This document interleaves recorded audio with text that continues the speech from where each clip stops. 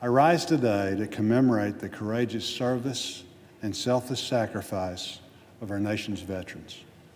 Honoring our veterans is one of the greatest privileges I have as a United States Senator, which is why I often attend celebrations in Arkansas to acknowledge and salute some of the brave men and women who have served our nation in uniform.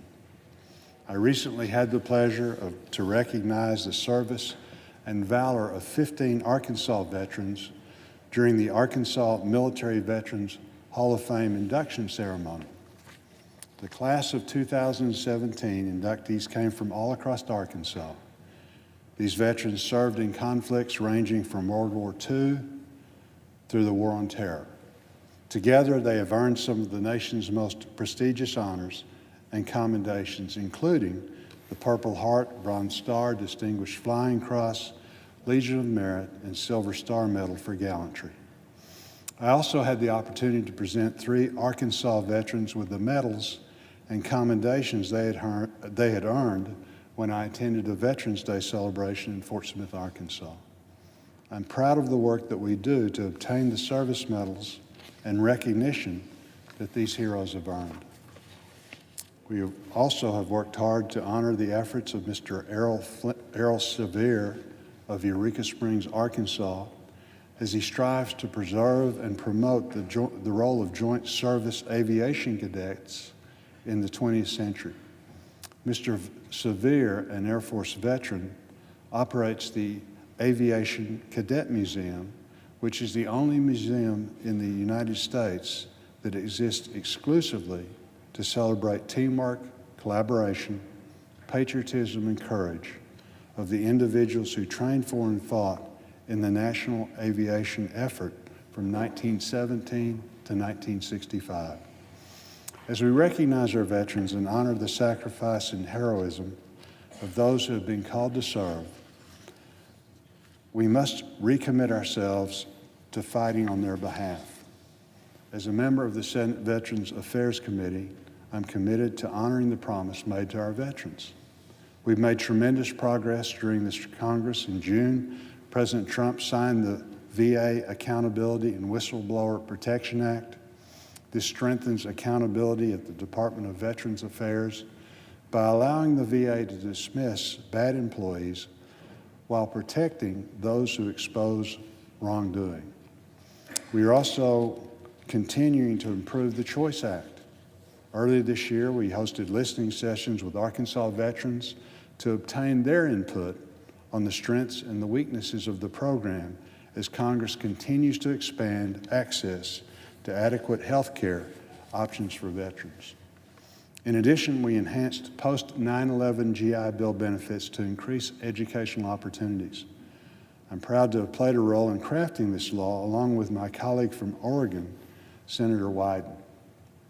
I'm pleased that he could join me on the floor to recognize the importance of the provision we've championed for several years to fix an oversight that prevented combat-injured members of the National Guard and Reserve from receiving the same GI Bill benefits as active duty military members. This is a great example of senators on both sides of the aisle working together to get things done.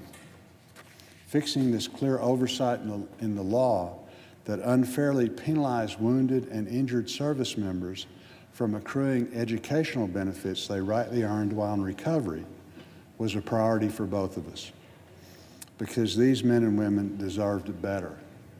To correct this injustice, we introduced legislation earlier this year, as well as in the last Congress, and I'm pleased it was included in the comprehensive GI reform bill that was signed into law this summer. While we've made improvements, there is still more that needs to be done, including the expansion of VA services for female veterans. I encourage my colleagues to support the Deborah Sampson Act to address these concerns, and I urge VA Secretary Shulkin to implement reforms written in the bill that don't require congressional action. Our work must continue. Today, my colleague from Indiana, Senator Donnelly, and I will introduce legislation to allow veterans who served in Thailand during the Vietnam era the opportunity to prove toxic exposure in order to qualify for VA benefits. Mr. President, let me take one more opportunity to thank our veterans and their families. This country made a promise to our veterans that we must live up to, and I'm proud to be able to work for them to ensure we follow through with our commitment.